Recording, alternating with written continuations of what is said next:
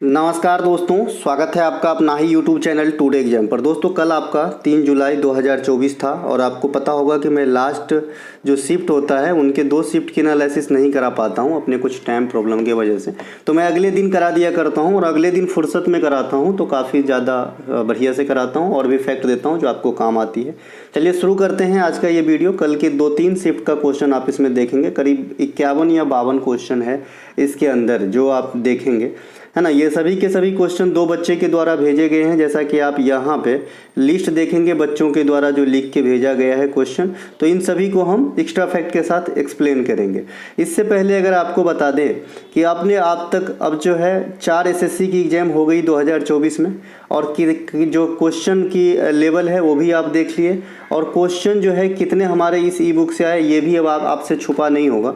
तो अगर आप कम समय में एक ही जगह एसएससी की सारी मटेरियल चाहते हैं कि भाई एक ऐसा कोई बुक पढ़ें या फिर कोई कंटेंट पढ़ें जो हमें एसएससी में बढ़िया स्कोर करा सके, तो ये रामबाण बनाया गया है ई बुक। आप ले सकते हैं, ये मोबाइल नंबर है, इस पर आप व्हाट्सअप मैसेज करके जो है प्राप्त कर सकते हैं, या फिर डिस्क्रिप्शन में लिंक दिया गया है, लिंक के जरिए भी व्हाट्सअप मैसेज तक पहुँचा जा सकता है और बात करके लिया जा सकता है। चलिए शुरू करते हैं आज का ये वीडियो पहले प्रश्नों के साथ। इन्होंने अपना नाम तो नहीं लिखा है, नहीं तो मैं नाम यहाँ पे थोड़ा सा इनका नाम लेता। जिन्होंने भी दिया इनका धन्यवाद भैया। चलिए शुरू करते हैं।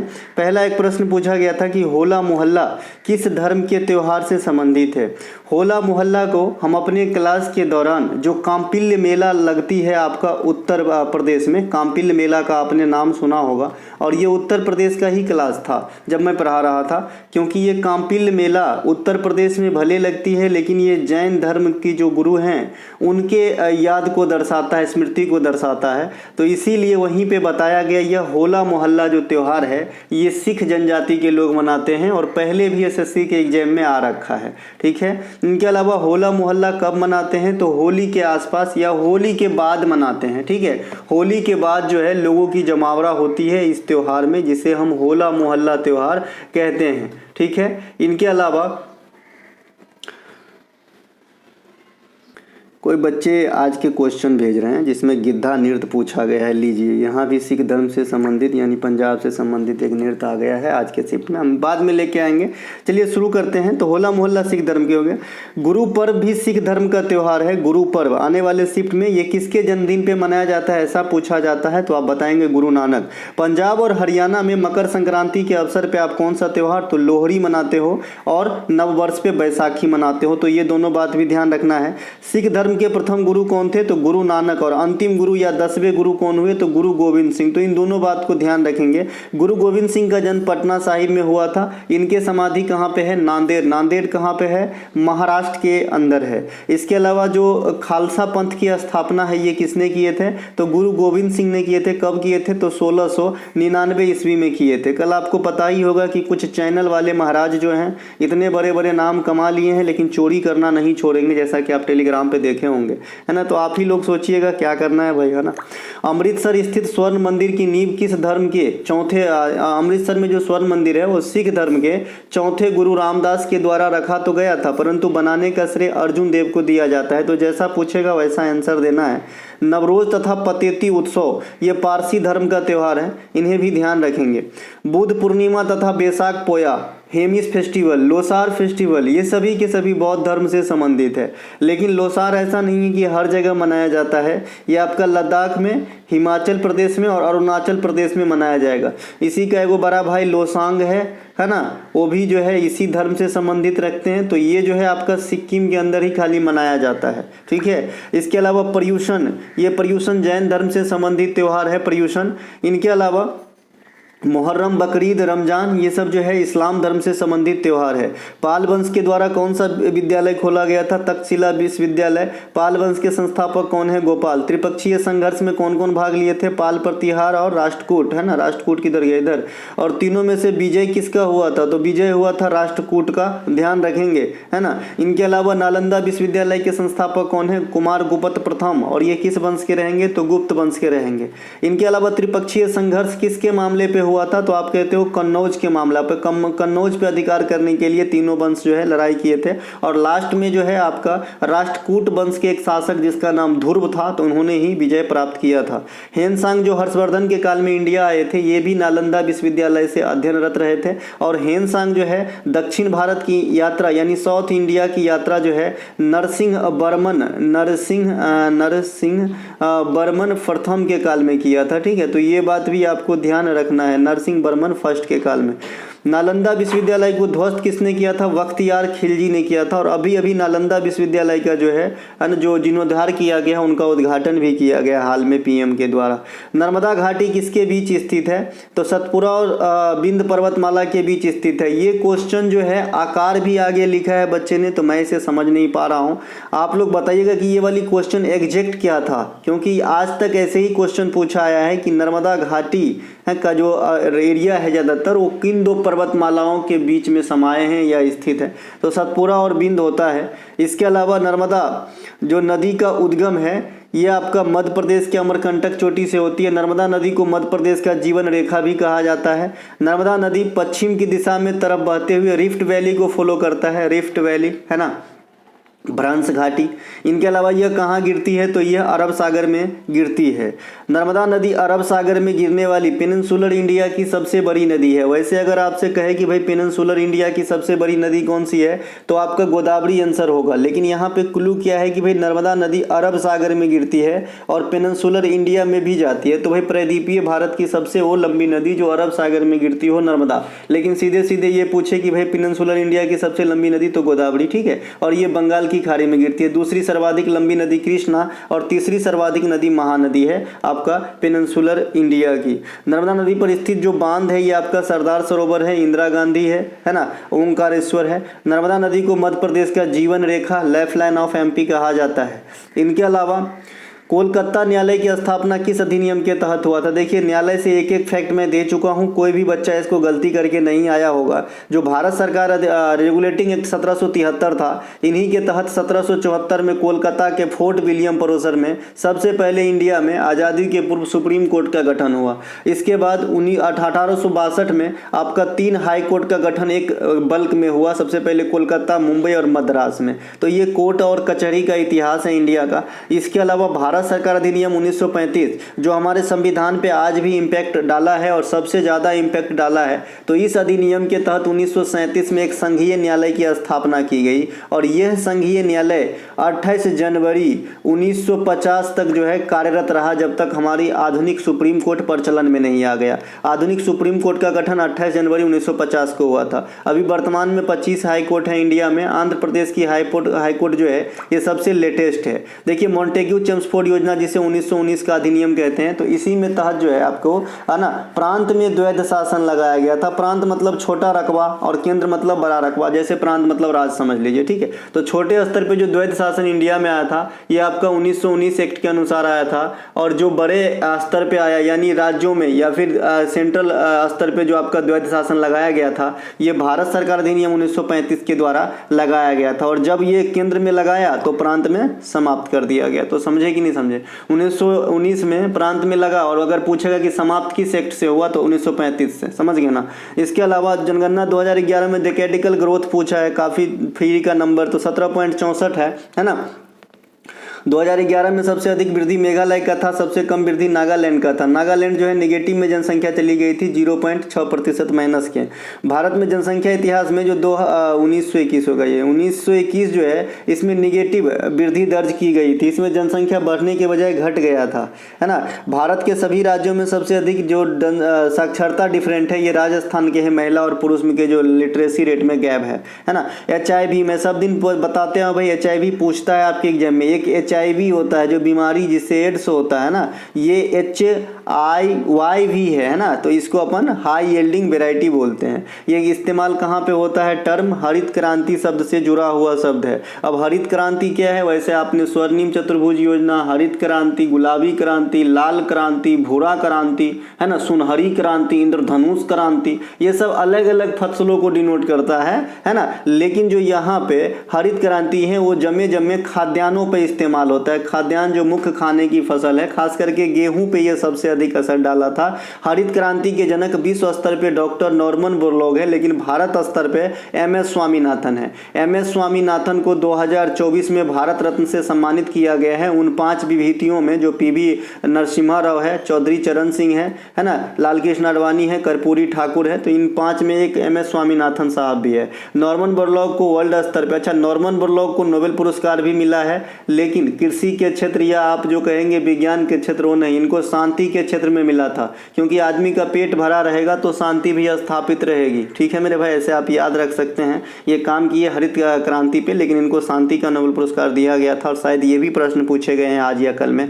हरित क्रांति का मुख्य उद्देश्य अच्छे किस्म के खाद बीज का इस्तेमाल करना, खाद्यान्नों की पैदावार बढ़ाना। हरित क्रांति के पहले चरण 1967 में भारत के पंजाब राज्य में आया था। दूसरे चरण की बात करेंगे तो 1975 से 80 कीजिएगा, है ना, एग्जैक्ट डाटा कहीं नहीं, 1974 से 80 भी हो सकता है, 78 से 80 भी, 77 से 80 भी।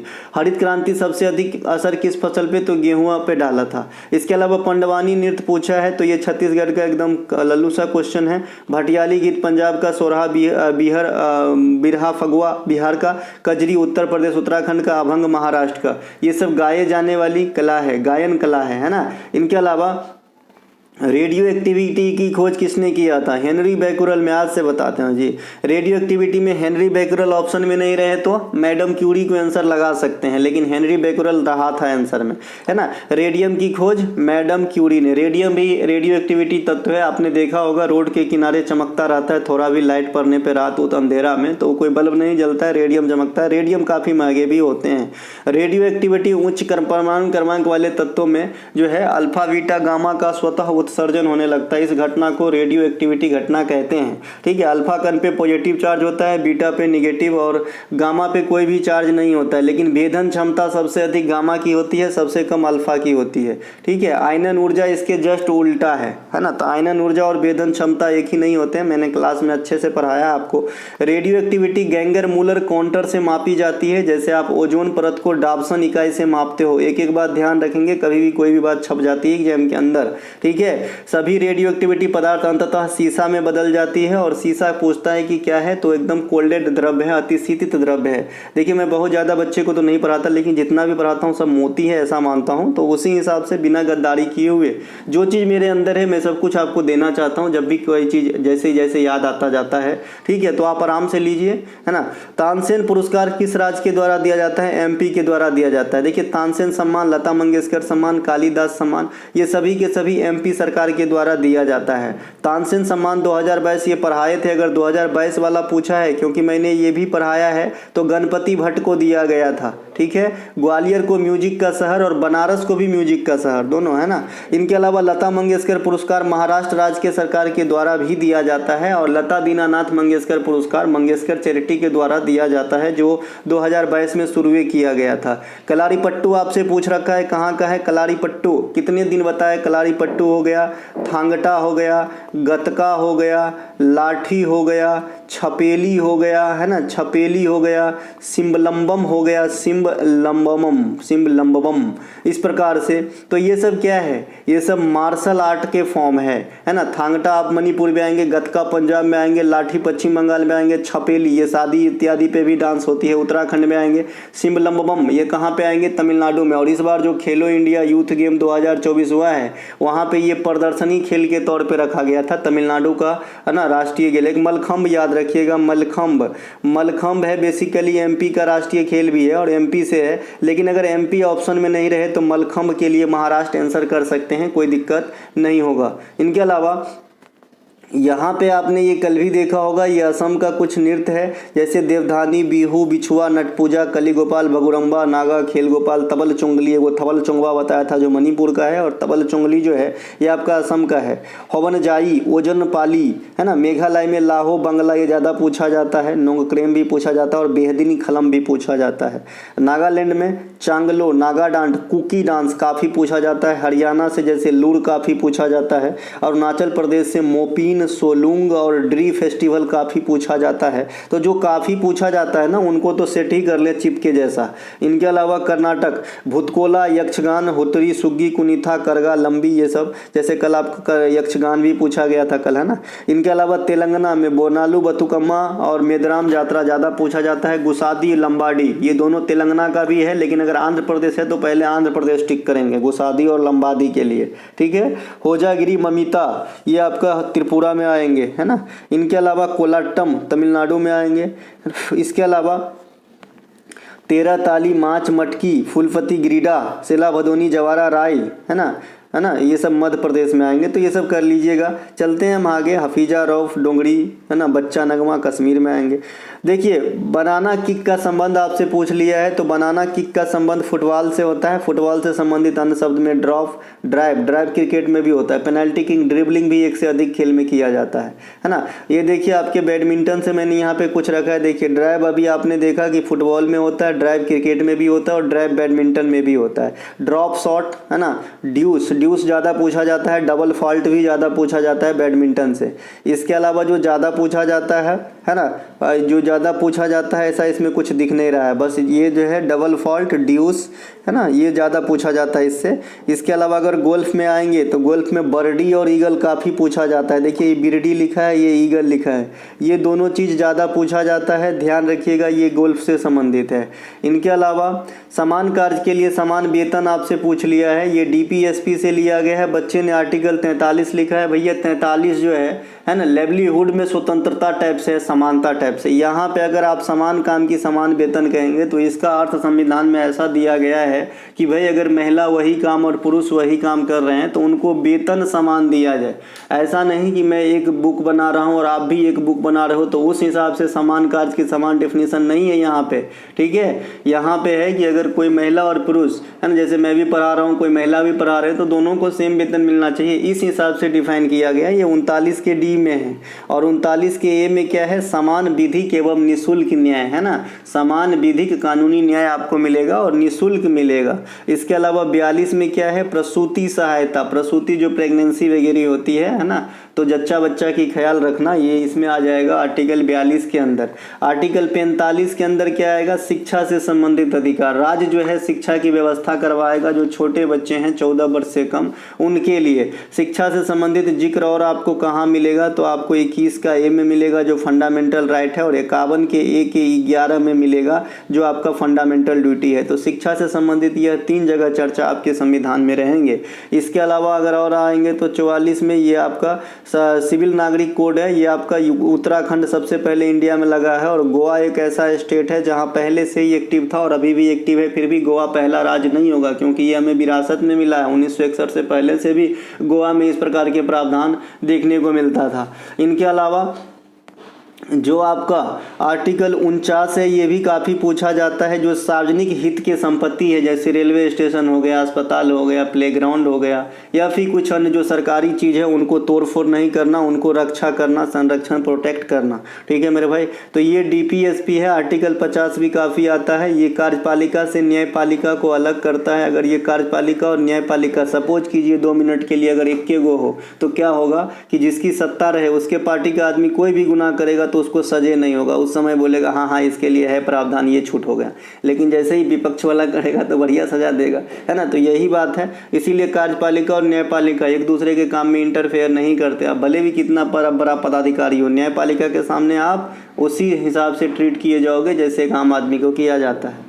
इसके अलावा जो 51 है, ये क्या है भाई, है ना, जो अंतर्राष्ट्रीय शांति और समझ है या शांति है और अंतर्राष्ट्रीय सुरक्षा है, इनकी बढ़ावा देने की बात करता है।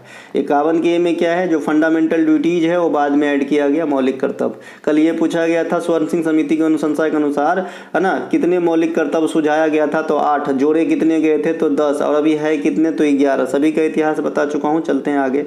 गुड फ्राइडे का त्यौहार किस धर्म से, क्रिसमस से। पता नहीं इस बार क्रिसमस, ये जो ईसाई धर्म के हैं काफ़ी त्यौहार आ रहे हैं, यानी धर्म से काफ़ी त्यौहार आ रहे हैं, तो आपको पढ़ के जाना है। इस्लाम धर्म और ईसाई धर्म से ज़्यादा पढ़ के जाना है, क्योंकि जो हिंदू बहुल क्षेत्र है इंडिया, तो यहाँ पे आप हिंदू धर्म के जो त्यौहार है वैसे ही मार देंगे, क्या नहीं भी सुने रहेंगे, आप नहीं भी मनाते हैं, है ना, आप अन्य समुदाय से बिलोंग करते हैं, फिर भी मार देंगे क्योंकि पॉपुलर है। और जो मतलब कम हम जानते हैं, जैसे अब हमको उर्दू नहीं आता है, तो कई सारे चीज़ जो है हम उर्दू में याद करेंगे तब जानेंगे। और अपना क्या है, बहुत सारे जैसे दिवाली कोई याद करेगा जी, ऐसे ही मार देगा, है ना। तो आपको मैं एक क्लू दे रहा हूँ कि जो मतलब जैसे पारसी लोगों का त्यौहार है, तो जो भी है उनको ज़रूर याद रखें।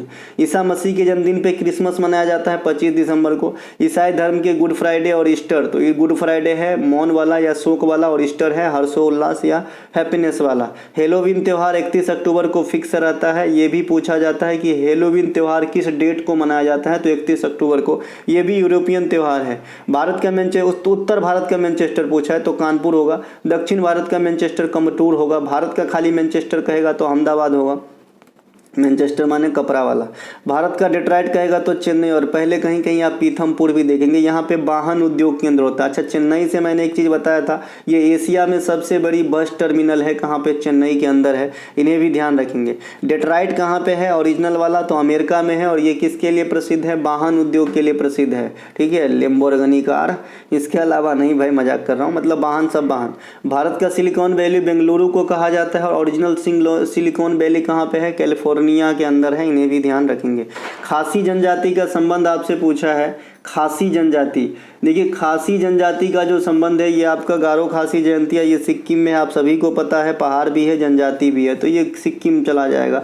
इनके अलावा सहकारी समिति संस्थान खोलने का या तो भाग पूछा है या अनुच्छेद पूछा है, बस बच्चे ने सिर्फ इतना लिखा है, संस्थान समिति खोलने का अनुच्छेद, ठीक है, इतना लिखा है। तो भाग भी पूछा जा सकता है, अनुच्छेद भी पूछा जा सकता है। अनुच्छेद पूछेगा तो 19 के 6 पार्ट अलग से भी पढ़ाए हैं, 243 के जो ग्रुप ऑफ आर्टिकल्स हैं उनको भी अलग से पढ़ाए हैं, 51 के ए के जो ग्रुप ऑफ आर्टिकल्स हैं, इन तीनों को एक मैं टॉपिक बैच में भी दे दिया हूँ अलग से बना के, क्योंकि मुझे पता है आए दिन में यहाँ से क्वेश्चन छेड़ता है, ठीक है। तो 19 के 1 के सी होगा, और ये 6 भी याद रखना है आपको। आप शांतिपूर्ण ढंग से कहीं भी हथियार रहित सम्मेलन कर लोगे 19 के 1 के बी में, कोई भी बोलने के लिए आप स्वतंत्र हो, मीडिया वगैरह चलता है 19 1 के ए से, आप भारत में कहीं भी आबाद रूप से घूम सकते हो 19 1 डी से। इस प्रकार से आपको ध्यान रखना है। ये छठा, अगर इसका भाग पूछता है कि सहकारी समिति से संबंधित भाग कौन सा है, तो 9 का बी होगा। 9 का ए किससे है, तो नगर पालिका से है, और खाली 9 कहेगा तो ग्राम पंचायत से है। तो ये तीनों बात जो है ध्यान रखिएगा। अब आते हैं फोर्थ शिफ्ट में। रमजान के अंतिम दिन कौन सा त्यौहार मनाया जाता है, ईद उल फितर। और रमजान किस धर्म के त्यौहार होंगे, तो इस्लाम धर्म के त्यौहार होंगे, इन्हें ध्यान रखेंगे। रोजा का महीना नहीं होता क्या, एक महीना, ये जो है काफ़ी प्रसिद्ध और आपका पवित्र महीना होता है इस्लाम धर्म में।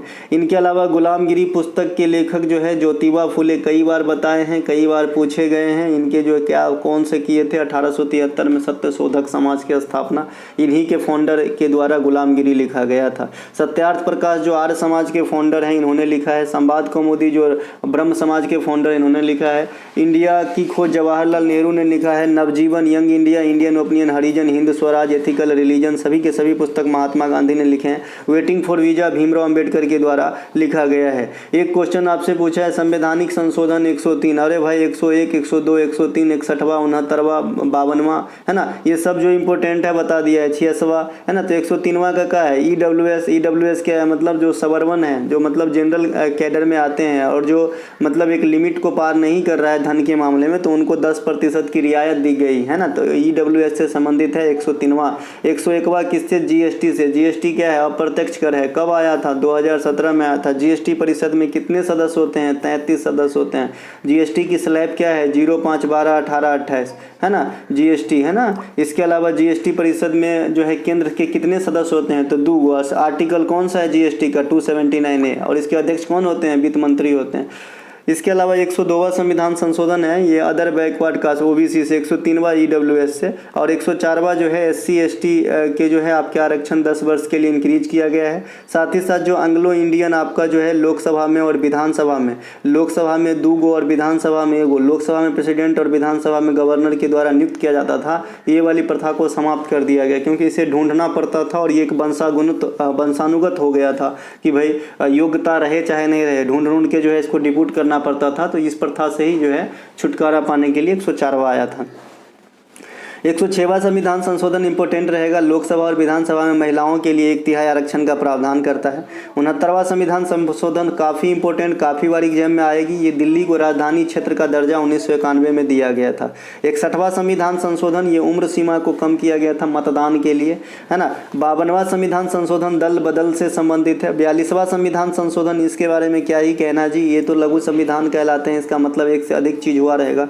मौलिक कर्तव्य जोड़ा गया। संसद के कार्यकाल को बढ़ाया गया था। एकमात्र बार भारतीय इतिहास में संसद के कार्यकाल को 5 से 6 वर्ष कर दिया गया, वो है 42वां संविधान संशोधन 1976। इसके अलावा शिक्षा इत्यादि को समवर्ती सूची में लाया गया। अपने पास 3 प्रकार की सूची है, संघ सूची, राज सूची, समवर्ती सूची। ध्यान रखेंगे सबसे अधिक विषय संघ सूची में है 100, फिर है आपका राज्य सूची में, और सबसे कम है समवर्ती सूची में। 86वां संविधान संशोधन 2002 के द्वारा शिक्षा से संबंधित प्रावधान को जोड़े गए। एक तो मौलिक कर्तव्य हुए और एक मौलिक अधिकार हुए। मौलिक अधिकार 21A में आए, मौलिक कर्तव्य 51A 11 में आए।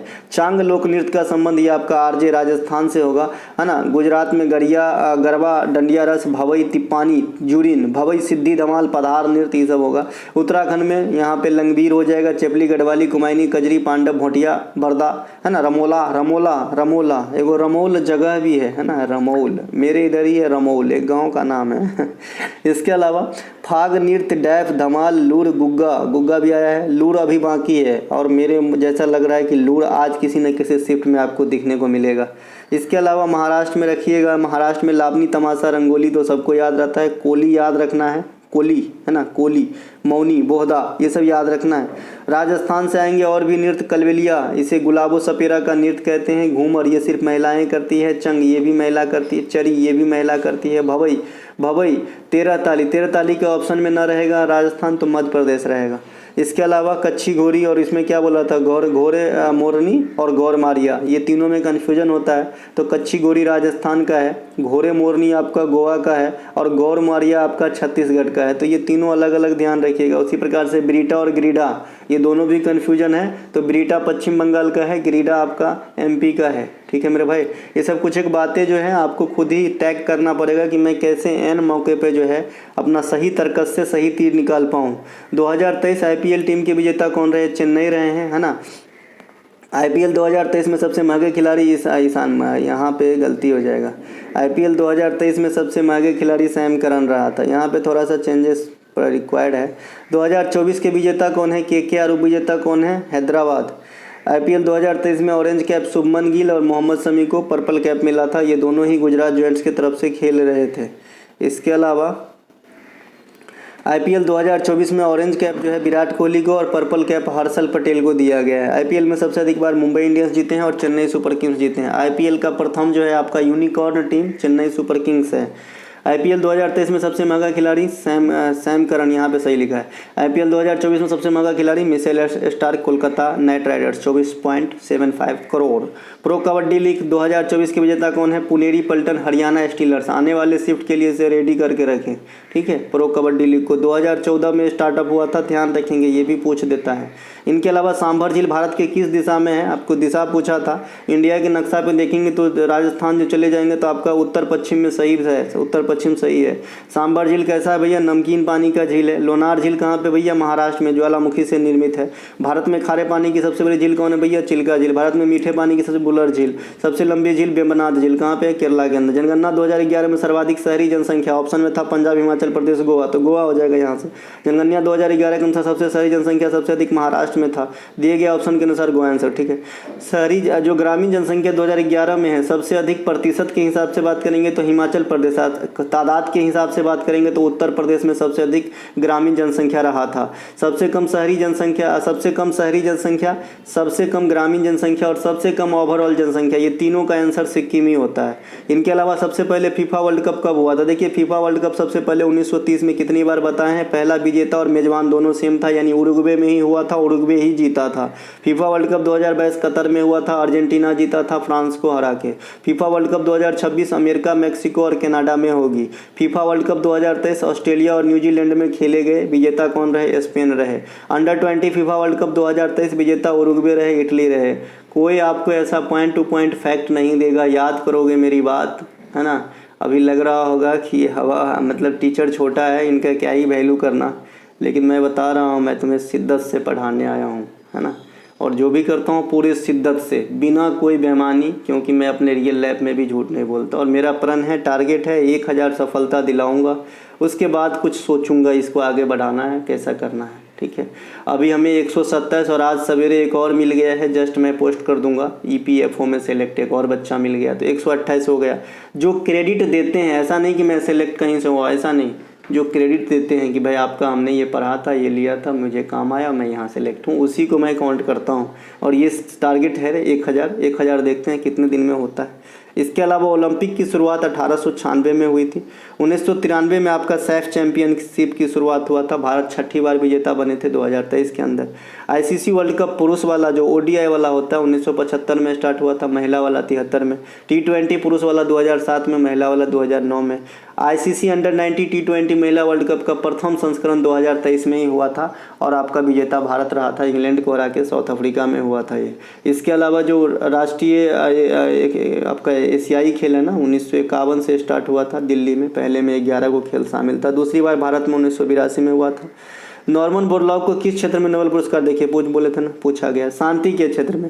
ये किसी प्रकार के हेनरी ड्यूनांट है जो आपको कंफ्यूज करेगा, क्योंकि हेनरी ड्यूनांट जो है ये रेड क्रॉस के संस्थापक है, जो मेडिकल का साइन होता है ना। रेड क्रॉस का मुख्यालय कहाँ पे, जेनेवा में। 8 मई को प्रतिवर्ष हम रेड क्रॉस दिवस मनाते हैं, हेनरी ड्यूनांट साहब के जन्मदिन है, तो उनको भी शांति के क्षेत्र में नोबेल पुरस्कार मिला था। ठीक है, इसके अलावा भारत का पहला नोबेल पुरस्कार रविन्द्रनाथ टैगोर साहित्य में जीते थे 1913 में। चिकित्सा के क्षेत्र में पहली नोबेल पुरस्कार इमैल वैन वेहरिंग, ये जर्मन के रहने वाले थे, इनको मिला था। अर्थशास्त्र के क्षेत्र में पहला जो है रेगनर फिश को मिला था। अब एक प्रश्न कई बार जो है छन्नूलाल मिश्रा का संबंध बताइए आप लोग किससे है। ठीक है, क्योंकि जो है बार बार एक ही चीज़ बताना सही नहीं है, क्योंकि कितनी बार ये पूछा है, छन्नूलाल मिश्रा हो गया, लच्छू महाराज हो गया, बिरजू महाराज हो गया, ये पूछते ही रहते हैं। इसके अलावा बनारस घराना के संस्थापक पंडित राम शाह, ये भी कितनी बार पूछे। संविधान के भाग 5 में क्या है, ये संघ है। 5 से 11 जो नागरिकता है ना भाग 2 में, ये अलग से भी पूछा गया था, यही 3 और 4 शिफ्ट कोई में से एक से कि भाई नागरिकता का अनुच्छेद कहाँ से कहाँ तक, तो 5 से 11, तो भाग 2 में क्या है, नागरिकता। 3 में मैग्ना कार्टा कहलाता है, क्या है भाई, आपका मौलिक अधिकार। 4 में DPSP 36 से 51 आयरलैंड से। 6 में क्या है आपका राज्य 152 से 237, और 8 में क्या है यूनियन टेरिटरीज, और 9 में क्या है पंचायत। याद रखेंगे। किसी राज्य का राज्यपाल पूछा था, यहाँ पे मैंने ये राज्यपाल वाला सीट आपको दे दिया था, इससे बाहर नहीं आया होगा तो आप देख लेंगे, क्योंकि इससे पहले गुलाब चंद कटारिया साहब को पूछा था असम का। अब जहां का भी पूछा हो यहाँ पे आप देख लेंगे और आपका काम बन जाएगा। चलते हैं आगे। अगला एक प्रश्न पूछा गया था कि निम्नलिखित में से बांसुरी वादन से कौन ताल्लुकात रखते हैं। देखिए हरिप्रसाद चौरसिया ऑप्शन में होगा, ज़्यादातर चांसेस हैं क्योंकि इन्हीं का नाम ज़्यादा पूछा जाता है। बाद में कि कुछ भी पूछा गया होगा तो इस वाले से क्षेत्र से बाहर नहीं आया होगा। ठीक है, यहाँ पे बहुत सारे हैं हमारे बांसुरी के वादक, चेतन कुमार जोशी है, माला चंद्रशेखर है, राकेश चौरसिया साहब 2024 में ग्रैमी अवार्ड। अच्छा, ग्रैमी अवार्ड को आपको नहीं भूलना है, जिनका भी एग्जाम बाकी है ना।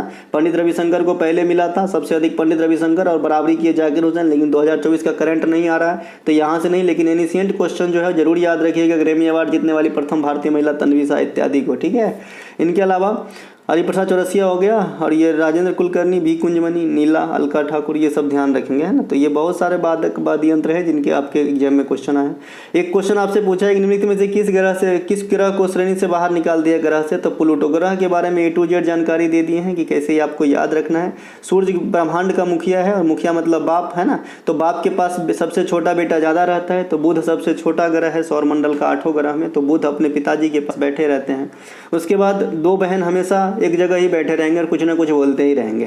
ठीक है, तो 2 बहन जो बैठे रहते हैं, तो पृथ्वी का बहन कौन है, शुक्र है ना, शुक्र यानी वीनस है ना। तो 3 नंबर पर आपको याद रखना है कि अर्थ है, पहला नंबर पे सबसे छोटू बेटा है, और ये है सन महाराज। ठीक है, तो 2 नंबर पे इनके बहन वीनस बैठी है। उसके बाद आपको दिन का क्रम पढ़ देना है। तो रविवार, संडे कोई ग्रह होता है नहीं, सोमवार होता है नहीं, मंडे होता है ना, ट्यूसडे होता है मंगल, तो यहाँ पे पृथ्वी के बाद मंगल को रख देना है। फिर बुध होता है ग्रह, तो बुध तो होता है लेकिन ये छोटा लाडला होने के कारण सूर्य के पास बैठा है, तो अगला पढ़ देंगे बृहस्पति। तो मंगल के बाद फिर बृहस्पति जुपिटर रख लेंगे। फिर बृहस्पति के बाद शुक्र तो होता है, लेकिन शुक्र बहन के नाते बहन के पास बैठी है, तो शुक्र के बाद शुक्र को भूल जाएंगे, फिर शनि को रख देंगे, सेटर्न, अब फिर अरुण, और फिर वरुण। तो ग्रह का क्रम इस प्रकार से याद रखेंगे। ग्रह का क्रम याद रखने मात्र से ही आधा ब्रह्मांड ग्रह के बारे में जानकारी समाप्त हो जाती है। क्यों? क्योंकि ग्रह ग्रह का क्रम याद रखेंगे तो ये जो सूर्य का परिक्रमण करेगा, है ना, जो सूर्य के चक्कर लगाएंगे तो जो जितना दूर होगा उसको उतना टाइम लगेगा। तो सबसे ज़्यादा टाइम वरुण को लगेगा, सबसे कम बुध को लगेगा 88 दिन में।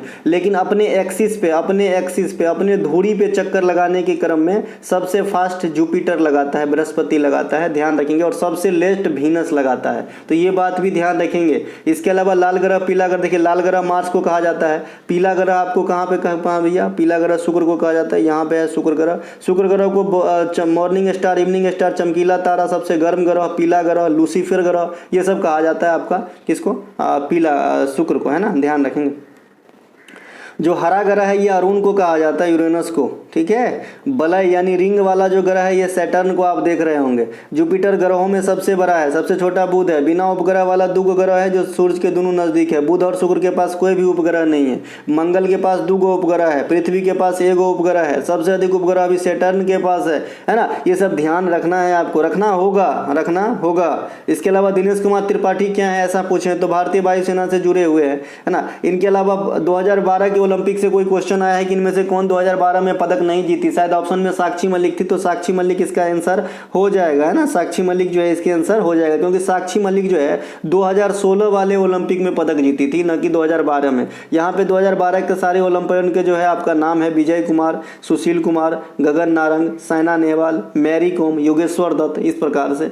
इसके अलावा साक्षी मलिक से भी क्वेश्चन आया था, मतलब यही क्वेश्चन था शायद, ठीक है। इनके अलावा रियो ओलंपिक में उन्होंने जीती। साक्षी मलिक से एक और अभी अगले साल के मतलब सीजीएल देना है तो उसके लिए क्वेश्चन तैयार है कि टाइम मैगजीन 100 लोगों के लिस्ट में भारत के किस महिला खिलाड़ी का नाम आया, तो साक्षी मलिक का। किस महिला हीरोइन का, तो आलिया भट्ट का। सत्या नडेला का भी नाम आया है और अजय सिंह बंगा का भी नाम आया, यानी भारतीय मूल के 4 लोगों के नाम आए हैं 100 शक्तिशाली लोगों के लिस्ट 2024 में, ठीक है। बजट से संबंधित प्रश्न आए थे, अब बजट से संबंधित कथन के रूप में था, तो यहाँ से सिर्फ मैं आर्टिकल ही बता सकता हूँ। तो ये 112 है ना। बजट में जो है अच्छे चीज़ को शामिल किया जाता है, तो हो सकता है कि बजट में निम्नलिखित में से किसे शामिल नहीं किया जा सकता है। तो तीव्र जनसंख्या वृद्धि का लक्ष्य, ऐसा अगर कोई चीज़ हो जाएगा तो ये शामिल किया जाएगा जी, तो आप अंदाजा लगा के छोड़ सकते हैं, मतलब काट सकते हैं। भारत का पहला हॉकी क्लब कहाँ खोला गया, कोलकाता में। कोलकाता हॉकी क्लब भी इसका नाम भी था। उर्सा मेजर से आप क्या समझते हैं, तो ये तारों का समूह होता है, इसे ग्रेट बियर, बिग डियर और या फिर बिग डीपर भी कहा जाता है, ठीक है।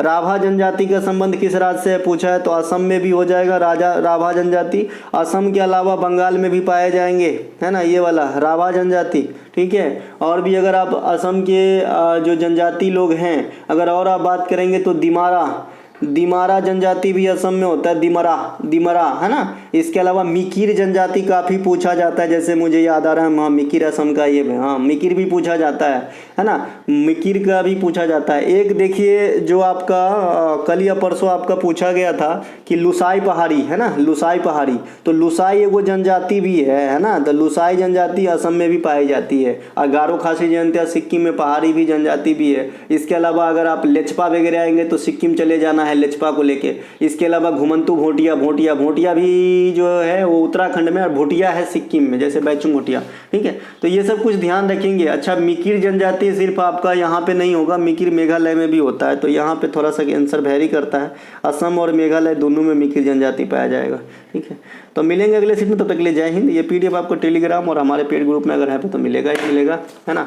फिर से मैं बता रहा हूँ, ई बुक लेके अगर आप एसएससी की तैयारी कर रहे हैं तो ज़्यादा ना भटकें, अच्छे से पढ़ें, और ख़ास करके, है ना, पहले जैसा आपको पढ़ने के लिए बताया जाता है उस हिसाब से पढ़ें, आपको ज़्यादा फायदा होगा। और अगर आप कहीं भी टेस्ट मारते हैं तो आपको 4 से 5 दिन में ही असर दिख जाएगा, ठीक है। मिलेंगे अगले वीडियो में। जय हिंद दोस्तों। डिस्क्रिप्शन में लिंक है, आप हमारा कंटेंट ले सकते हैं।